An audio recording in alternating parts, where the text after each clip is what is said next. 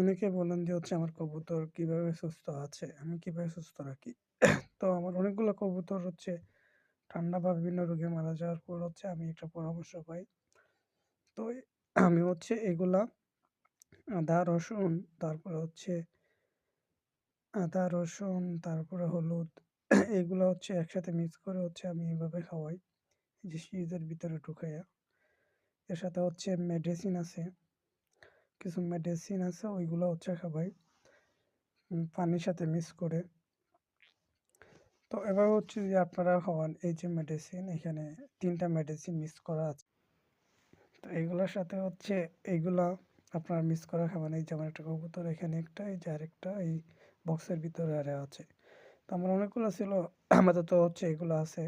এর পাশাপাশি এখানে কোয়েল পাখি আছে। তো এবার আমি সিরিজের ভিতরে ঢুকাই আর কবুতরগুলার প্রতি সপ্তাহে ৩ দিন আমি এইভাবে খাওয়াই।